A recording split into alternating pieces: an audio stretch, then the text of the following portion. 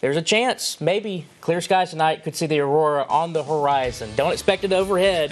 Look for a green glow on the horizon. Mark, you notice Richard out, Taylor in? Yeah, he's in. Bad forecast, Richard in. Good forecast, Richard out.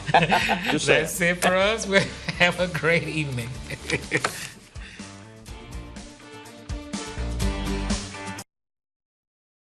The views expressed in the following program do not necessarily represent the views of the staff and management of WVUA 23. Bringing you analysis and insight into the Crimson Tide. Your Crimson cover hosts, John Copeland, Mike Parker, and Chase Goodbread. Sponsored by Burnham Hahn and by Crimson Village. Crimson Cover fans, welcome into CCTV on WVUA 23. I'm Chase Goodbread, the sports columnist with the Tuscaloosa News. John Copeland along, as always, the former Alabama All-American defensive end. Mike Parker, our third co-host, unable to be with us tonight. We'll be hearing from him and Parker's Point a little bit later in the show. Not much later, though. A lot to get to. Alabama Sports Hall of Fame inductions. We'll be talking about that right here at the top. Parker is going to jump right in the first segment with his thoughts on that. Kalen DeBoer has a few comments about Jalen Milroe and what he needs to do this summer and his development. Nate Oates picks up another big pickup. We'll talk about that. That's transfer portal news. Alabama basketball looks like they're going to Las Vegas for a big tournament. That's kind of a game changer of a tournament. We'll discuss that. Plenty to get to here on CCTV. By the way, next week we're going to start our team-by-team SEC previews, which we do every summer. We'll get it started next week. We'll take you through one team around the league per week throughout the summer. Might end up doing two teams a show toward the end just to squeeze it all in, but we'll get to it. First, though, Alabama Sports Hall of Fame inductions. Several folks inducted into the Hall of Fame this past week. Among them, former Alabama wide receiver and return man extraordinaire David Palmer, a former teammate of John Copeland's. We see some highlights of Palmer here. I believe, yeah, this is from the Blockbuster Bowl. This is 1993. This is the year after John was gone. No, this is 91. No, you're right, 91. Yeah. Excuse me. Big return there against Colorado in the Blockbuster Bowl. Good correction there, John. You're exactly right. That was 91. But David Palmer, just an electric player as a receiver, as a return man. Certainly, Gene Stallings liked to use him in so many different ways. He'd hand him the ball on reverses, on little pitches. We even saw David Palmer play a little bit of quarterback under Gene Stallings on rare occasions, but what about Palmer, John, getting into the Hall of Fame? Well deserved. I think he should have been there sooner. Anybody that watched Alabama football back then, especially during that 92 championship run, David Palmer was a huge part of the success we had offensively and also in the kicking game, returning points and returning kickoffs. Couldn't have happened to a better guy. I got an opportunity to see him, talk to him, visit with him a little bit. Very happy for him. You know, you look back at that 1992 team, John, and I know you make this comment all the time. You're exactly right. The defense carried that national championship. The offense and the defense were playing on two different levels. Let's be honest about it. It was a good offense, but it was a great defense on that team. What David Palmer did as a return man changed the game, right? Because he would flip the field with some of those returns. He would set up the offense with easier drives. Yes. And, of course, as a wide receiver, he was absolutely a go-to guy. This offense, without David Palmer, that offense would have been weak. Without David Palmer, I don't know if we win a national championship. Right. Because like you said, there was a lot of games where the offense just wasn't moving the football at all. And they would kick it to David, and he was flip field position, or he would go in and take it for a score. And if we got up 10 points during that season, we was probably going to win the ball game. You know, you and I went to the Alabama Sports Hall of Fame inductions over at the Sheridan in Birmingham. It was a great experience. You got a couple tickets. You were kind enough to give me one of them. We went together. We had a great time. They showed some highlights of Palmer on the big screen when they announced him. And one of the things they brought up was in that undefeated 92 season when Alabama sneaked past Louisiana Tech 13-6. Palmer took one to the house on a return. That's right. In a 13-6 game. That's a blowout. Y'all aren't playing. But that's a blowout. Y'all aren't playing Miami if he doesn't do that. Yeah, we're going to You win. lose that game, you're not playing Miami. We're You're gonna not win. in the Sugar Bowl. But we're going to win that game. We're going. Look, 13-6 with that Alabama 1992 defense. Willie Roaf just stonewalling John Copeland, right? I played on the other side. 13-6 with that 92 defense. That's a blowout.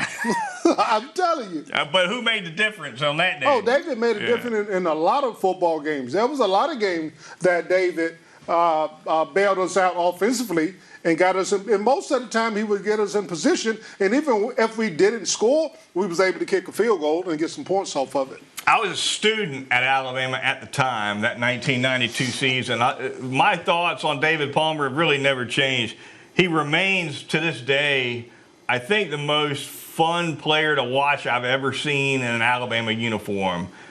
Just electric. Yes. And another thing about him that I don't think I've ever seen any Alabama player since do like he could do was change speeds, right? He would take, whether it was as a receiver or as a return man, he would change speeds in the middle, carrying the football and lull receivers to sleep, like on a return.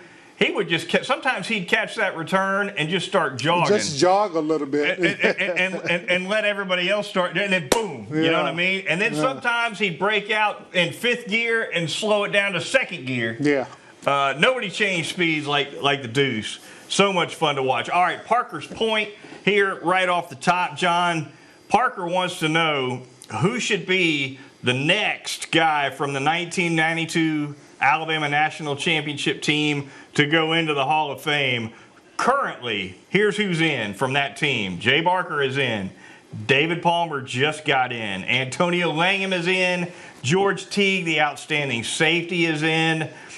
Dabo Swinney was on that team, and he is in, although, of course, he is in because of what he did as a coach at Clemson. Those are the only players that are in. Coaches, already 3 coaches from that team in the Hall of Fame, John. Gene Stallings, of course, Bill Oliver, Woody McCorvey, all in there as well. And the Woody, both Stallings and Woody was at the they were there at the banquet. Yeah, they sure were there. Great to catch up with both of them. All right, I'm gonna put it to you, and if you want to point the thumb and say it should be me, I am not taking that bait. Look, yes, of course, I think I should be in it, but look, it's not anything that I'm sitting around mad about or hoping what happened. No, but the first person to jump out to me would be Eric Curry. Eric was at Alabama for 4 years. I was only there for 2. He played.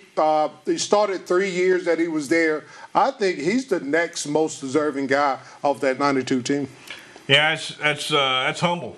It's the truth. For you to point that out. He was a 4-year player at Alabama. He had 22 career sacks. I think when he ended his Alabama career, he was second in team history in sacks behind Derek Thomas. You had 17 and a half, but again, that was just in 2 years, not 4. Both of y'all. No, I had 21 sacks. 21 in 2 years. Yeah. I got to go back. You should correct the internet then, because you better get on that, because I'm seeing 17. I did 10 sacks both seasons. Regardless, one of you two ought to be next, in my opinion. No question. All right, real quick before we get out of here, former Alabama assistant coach Mike Riley has been named to the College Football Playoff Selection Committee. He was a player for Paul Bryant and played defensive back at Alabama in the early 1970s.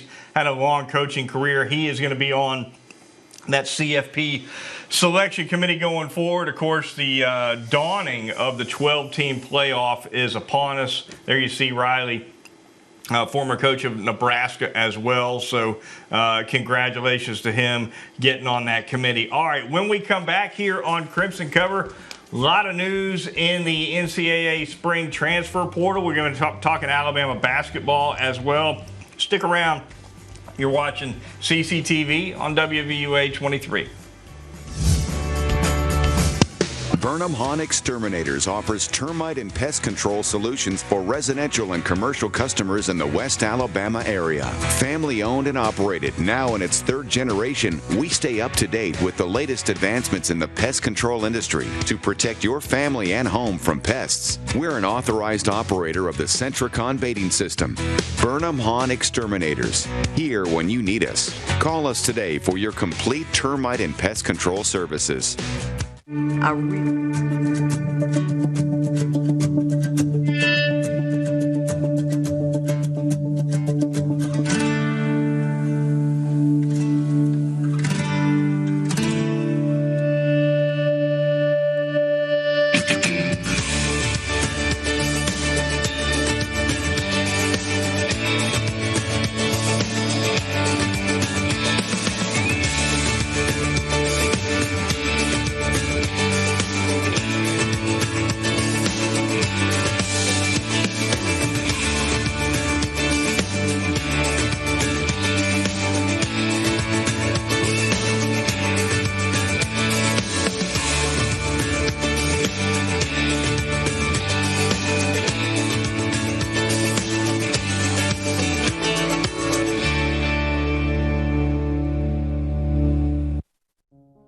It's time to talk with your doctor about your risk for chronic kidney disease, CKD. If you have high blood pressure or diabetes, or if you smoke, you are at risk for CKD. Ask your doctor about your kidney function. The health of your kidneys is usually checked at least once or twice a year. Let your doctor know you are concerned about the health of your kidneys and ask what you can do to keep your kidneys healthy. Jeff Mancini here with an incredible offer from Mighty Bite. We're celebrating 15 years and the most lure patents in history. Mighty Bite looks, smells, sounds, feels, tastes, and swims like a wounded bait fish. With millions of pieces sold and fish being caught around the world, Mighty Bite's interchangeable adaptive features transforms the lure so it just works better in almost every fishing situation and for every type of fish. Catch more and bigger fish with Mighty Bite. Call or click today. Are you tired of seeing money all around the house? Then start saving money with First American Home Warranty. First American covers the systems and appliances you depend on every day. And if we can't repair your covered item, we'll replace it. I've saved thousands, and that makes me happy. All plans include a no questions asked money back guarantee and flexible payment options so you can never pay for covered repairs again. Call 1-800-497-6296. Again, that's 1-800-497-6296. Welcome back to Crimson Cover Television on WVUA 23. This segment is brought to you by Burnham Hahn Exterminators and that great local service in Tuscaloosa. Since 1946, Burnham Hahn offers complete pest and termite services for residential or commercial needs. They've got the mosquito control. They've got the fire ant treatments, and of course they're licensed operators of that Centricon termite colony elimination system. It's a year-round service that every homeowner should have. So call Clay Hahn and his staff. They'll get you started with a monthly or quarterly pest control program. You can reach them at 553-4433 or go online. Visit BurnhamHahn.com. Clay Hahn's going to get you all set up with whatever your pest control needs are. They do a fantastic job. They protect my home from insects and pests. They should protect yours as well. All right, John, football portal news. We'll start with football here in our middle segment. James Brockermeyer, the center for the Crimson Tide, hits the portal. Looks like he's going to be transferring to Texas Christian. He's been a backup. He had been a backup center at Alabama his entire career. He was running kind of neck and neck, or at least number 2 in the spring. Decided he's headed out. Parker Brailsford, the transfer from Washington, who was third team All Pac-12 this past season, he took a personal leave from the team in the middle of spring practice, did not participate on 8A, a little bit of a panic for Alabama fans that this guy who came in and was supposed to be the starter at center kind of disappeared in the middle of the spring. Kalen DeBoer, however, has confirmed that he will be back with the team this summer. Do we know why he left? Yeah, I don't know. It's not clear exactly what the reason was that he took a leave. Could have been totally legit. Who knows? Yeah. The chatter that I had heard was that he was considering maybe just not playing college football at all anymore as opposed to transferring somewhere else. So might have something to do with that. But regardless, he's supposed to be back this fall at Alabama. That's big. Kalen DeBoer had a little bit more to say as well on Jalen Milroe at the Regions Tradition Pro-Am on Wednesday. Here are some thoughts from DeBoer on quarterback Jalen Milroe. He really came a long ways in processing, playing the game, moving the chains, and so just when he hits fall camp, I think just having 100% confidence in every concept we put in, especially in the first week or two, that he's had reps after rep after rep, and can not just execute, but also run the whole show, just telling every guy what their responsibility is, and so it goes beyond your position and goes on to run the rest of the offense. All right, there you hear it from Kalen DeBoer on Jalen Milroe. Sounds pretty standard. He's looking for Milroe to be a little bit more of a takeover guy as a leader. Yeah. Of course, Milroe was a serious leader for this offense last year, but you got to kind of prove yourself all over again when the offense totally changes, right? Yeah, but with a guy with that kind of talent, Chase, when you think about a guy like that from a leadership position, because you get a new coaching staff in, that doesn't change the leader of the football team. So I think that part of it is already taken care of. Learning a new system is what he got to worry about. And from the looks of things and from what I hear, he's doing that pretty well. All right, we're going to turn to Alabama basketball now. Some news out of the portal as well. Nate Oates added again, picks up a big-time guy out of the transfer portal. Cliff Amaruyi, a 6'11" center from Rutgers. John, this guy's got, you and I talked all season this past year that Alabama just defensively could not protect the rim. That's what this guy does. 6'11" center. He's got 221 career blocks at Rutgers. Obviously, the pick and roll action is something he can do as well. But I think defense is what he was brought in for. Nate Oates needs somebody to protect that rim. Grant Nelson's coming back. This is the guy I was talking about last week, and I kept saying Kentucky. He had a lot of options. Yeah. He had a lot of options. There you see him dunking one right there, number 11. John. I think Nate Oates watched this show. I think he'd take advice from us. He should. He should. He'd be just fine if he did. That's right. Final Four or not. I'll say this, John. I think Grant Nelson was asked to do more around the rim defensively than he's probably capable of last year. I agree. Bringing this guy in, I think that what that does for Nate Oates is it's going to allow him to get Grant Nelson more on the perimeter offensively and maybe not have to protect the rim so much defensively because this guy will take care of business. And Nelson is an offensive guy. You don't look at Nelson and think, oh, he's a great defensive player. Right. No, you need a guy like this, especially the way basketball is trending right now. Yeah, they're going to shoot a lot of threes, but most teams have that big guy who can score in the paint, and you're going to need somebody to defend. All right, a little bit more on college basketball. Big news nationally, a big new tournament launching this November, the Players Era Festival, John. And this is going to be kind of a different species of tournament. It's going to be held in Las Vegas. And Alabama reportedly, according to CBS Sports, is going to be one of 8 teams involved in this tournament coming November. It's going to be held on Thanksgiving week. And what's going to make this tournament different, John, is that every school involved, all 8 teams, whether you win it or whether you finish 8th, they're going to be getting $1 million of NIL money. And I think if you win it, you're going to be getting even more. I think there might even be another $1 million for the team. So if you win it, that could be $2 million.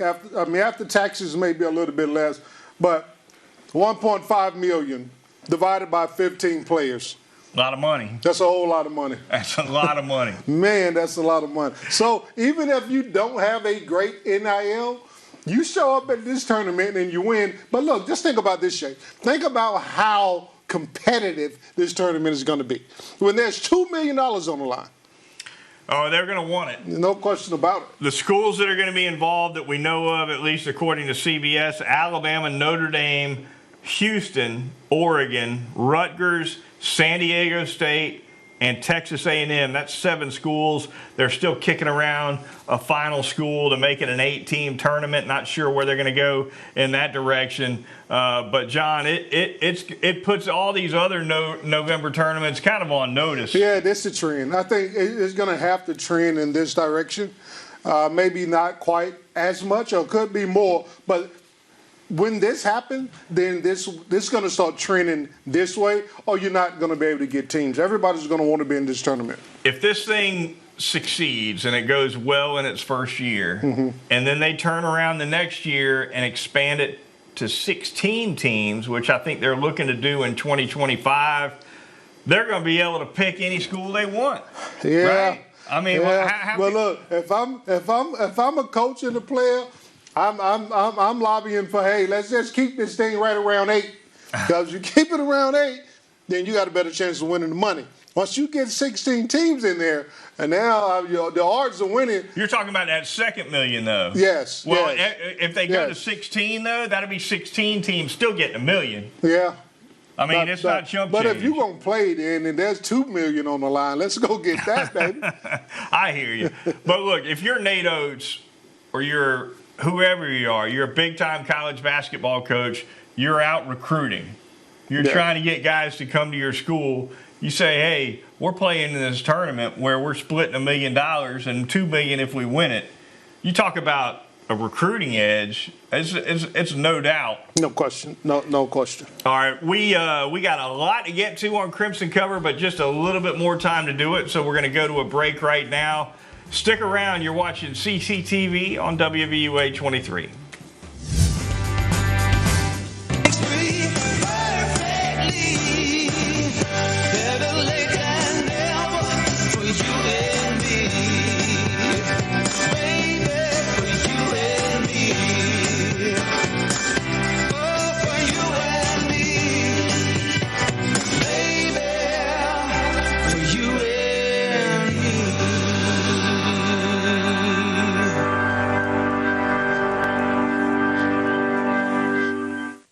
It's good to know that in this impersonal world, there's still a local home-owned drugstore that can take full care of you and your family. The good folks at Northport Pharmacy. Owner and pharmacist Rob Colburn will personally see that all of your prescriptions are quickly and accurately filled and your questions answered. And be sure to check out their gift gallery for the finest in gift selections featuring Alabama merchandise, photo frames, children's clothing, beachwear, jewelry, and more. Remember, when you have pharmaceutical needs, see the man who will take the time to get to know you. Rob Colburn at Northport Pharmacy, located next to CC's Pizza, Highway 82 in Northport. Burnham Hahn Exterminators offers termite and pest control solutions for residential and commercial customers in the West Alabama area. Family owned and operated, now in its 3rd generation, we stay up to date with the latest advancements in the pest control industry to protect your family and home from pests. We're an authorized operator of the Centricon baiting system. Burnham Hahn Exterminators, here when you need us. Call us today for your complete termite and pest control services. Are you or a loved one dealing with an addiction? This free book will guide you through the many questions you have about staying sober and finding the right help. Discover topics like a family's role in addiction and recovery, repairing relationships, and how to stay sober after rehab. The path to recovery isn't easy, but we're here to show you that there is help available. Life is precious. Let us send this free book to show you hope does exist. Your call is confidential and there is no obligation. Call 800-964-6217. Here's an important message from the U.S. Med Diabetes Solution Center. If you have diabetes, you know the pain of pricking your fingers. But now, by wearing a small device called a continuous glucose monitor, or CGM, you can reduce your pain right away. It's easy to use and helps you make more accurate diabetes treatment decisions. So call us right now to see if you qualify for a CGM at little or no cost. US Med. Better service. Better care. Welcome back to Crimson Cover Television on WVUA 23. Our final segment brought to you by Crimson Village, the most active and fun-loving aging adult community in Tuscaloosa. The residents enjoy the finest in dining and activities, super amenities, and a great location right off of Veterans Memorial Parkway. Crimson Village offers 3 levels of care for its seniors, including the Tide Memory Care Program. And when it comes to COVID-19, they take the highest of precautions. So call Jonica Ward. She's the transition specialist. You can reach her at 632-6699 if you've got a senior loved one in need of assisted care. Or you can go online, visit crimsonvillage.com. And remember, Crimson Village owns fun. All right, John, we've only got a couple minutes left to go here in our final segment. Real quick, we got a lot to get to. Real quick, Snoop Dogg taking over the Arizona Bowl. Yes. The famous rapper, John, is going to have his name on this bowl. It's going to be presented by Gin and Juice, which is an alcoholic beverage that's a brand of his and Dr. Dre's. There you see the logo. Rolling down the street. Who would have ever thought Snoop Dogg would be... Snoop is making major moves. Major moves. Takes over, I think, for Barstool Sports, who had been the previous sponsor of that bowl. Pretty when is good that stuff bowl right played? there. Do you know? I'm sure it's mid to late December. Probably one of the early ones. Got to be. The SEC is not involved. I think they got a couple of smaller conferences playing in that one. Gotcha. But go to the mailbag now. If you've got a question for us in the Crimson Cover mailbag, just go to crimsoncover.com, click the mailbag icon, and ask us a question via email. And we'll answer it on the air if we can. Michael from Huntsville wants to know, was Nick Saban's draft success more about recruiting or development? It's a great question. I think it's a combination, John. I think it's both. I don't think you can have one without the other. Yeah. He recruited some great players, but the development was there also. All right, we got a fly going to the Crimson Cover ticker now. A couple notes there. The Jacksonville Jaguars have declined the 5th-year option on quarterback Mac Jones. No surprise. He's got to kind of reprove himself with a new franchise now. The Steelers, though, John, declined the 5th-year option on Najee Harris. That's surprising. He gave him 1,000 yards a year for his first 3 years in the league, and now he's going to be a free agent after 24. Yeah, but the running back position, man, they're going through it. They do not want to pay running backs. If you're a young kid and you see this kind of thing, and you know kids love to have the ball in their hand and score. Yes. But do you even want to be a running back? I don't think you choose positions. I think positions choose you. The body type tells you where you're going to play. Yeah, well, rough for Najee Harris for sure. She's been a really solid contributor. Hadn't missed a game either. At the running back position, John, where injuries are more prevalent than any other position, he has not missed a game in 3 years. And they don't want to bring him back for 25. But Steelers just as cheap as the Bengals, though. They've always been cheap. All right, condolences to the family of Cecil Hootie Ingram, the former Alabama athletic director. He passed away at age 90. For John Copeland, I'm Chase Goodbread. See you next week. That in this impersonal world, there's still a local home-owned drugstore that can take full care of you and your family.